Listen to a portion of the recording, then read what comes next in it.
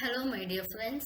Today we are going to discuss certain topics in our fluid mechanics and pumps in course outcome 1. Okay, so that is the properties of fluids. So we are continuing with it. So, surface tension actually. So, what it is basically? We have a liquid will be in contact with the gas. See, for example, you take a bubble, how it will be? It is a liquid, and you will have the surrounding will be a gas, air or gas. So what happens here? A tensile force will be acting on that surface of a liquid. Okay, so if you take it as two immiscible liquids, you can take it as a mercury and water. That way also, you will have a tensile force will be acting on the surface. Okay, so that's we call it as the surface tension. So it's actually the tensile force per unit length of the surface of the liquid, and therefore unit of surface tension will be Newton per meter. So what will be the symbol? It will be symbol will be denoted as sigma, right? Next one is actually you can see I am seeing this actually. I have surface of any liquid behaves as though it is. I will be saying number one, the position how it is. It is fully on the surface. So what happens actually? It will be balanced, right? Okay. Now what happens? You consider the sigma f. So when you take it as the second condition, you can see that the net force on the molecule is actually bulk will be on the liquid. So it will be pulling towards the downward position. Okay. So the third one, it is fully immersed. So what happens? It will be in equilibrium position. So sigma F will be equal to 0. Okay. So that is three conditions. We are considering a droplet of liquid with three conditions. So capillarity is another one important property of fluid. Okay.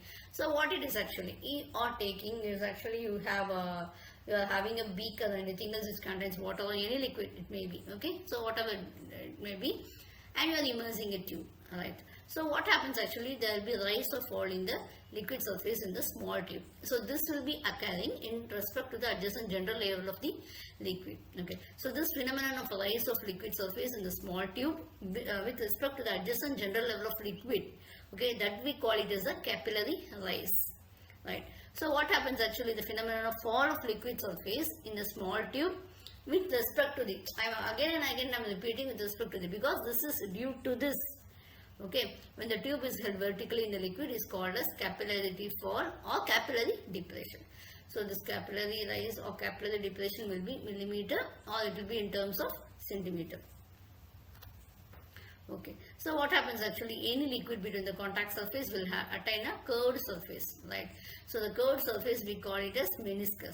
So if the adhesion is, we know very well, adhesion means the attractive force between the same particles. Okay, cohesion, right? As cohesion. So that is what we call as cohesion. Okay, this adhesion means with respect to different particles. Okay, sorry. So what happens? Cohesion means, for example, if you take it as a water, between water molecules we call it as cohesion. How it is adhering to the case of your liquid beaker or anything else we call it as adhesion. If adhesion is more than cohesion, the meniscus you can see will be concave. Okay, that's we can say it as water.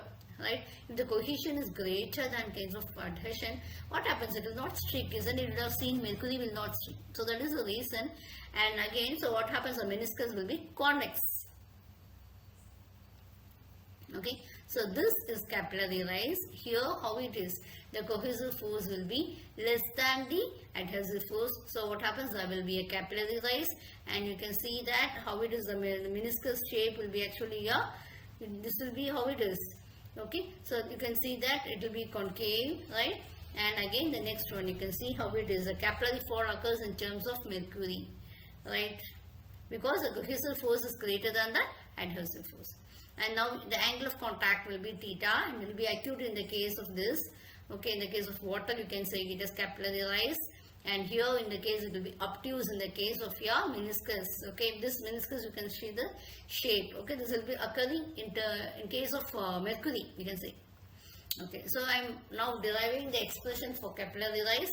So I am having a glass tube of small diameter. Okay, it's open at both the ends. That's very, very important. Okay, it has to be maintained at both the open at both the ends. Okay, right. We are having it as height is being h. Now we consider a state of equilibrium. Why we are considering the equilibrium? There will be, then only we can say it is balance forces and equate. Then only you can equate the both sides. Okay. Now sigma is actually So, you know what happens, the weight of the liquid H will be balanced by the force at the surface of the liquid in the tube. The tube will have that surface, isn't it? So, this weight will be balanced. Now, what is sigma? Is the surface tension. Theta, in the case it will be capitalized, it will be acute, right? So, it will be sigma is equal to pi by 4 d square H into rho into G. So, vertical component of the surface tensile force, sigma into circumference into cos theta, sigma into pi d cos theta. Now, what happens on the equilibrium conditions? It will be equal to this, okay? So, we get it as H is equal to 4 sigma cos theta by rho GD. So, H is equal to 4 sigma by rho GD. Why is cos theta I am removing? Because it will be 0. So, cos 0 is equal to 1. Okay, so H is equal to 4 sigma by rho GD. Now, what happens? Expression for capillary flow, what I am doing here. If you take it as a mercury, what will happen?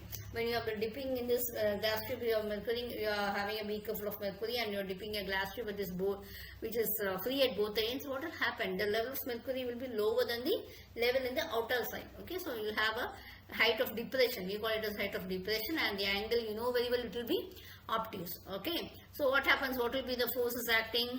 It will be surface tension which will be acting in the downward direction. That will be sigma pi d cos theta. And second will be the hydrostatic force acting upward, and it will be equal to the intensity of pressure at a depth h. Okay, so it will be multiplied by area. So I am making it, and how much getting? H is equal to 4 sigma cos theta by rho GD. Here theta value will be 128 degree. Okay, for this obtuse angle, this is 128 degree. So this is a summarization. This I have given a summarization. Okay, surface tension, capillary rise, and also capillary fall. Thank you for your patient listening. We will meet in the next video. Bye.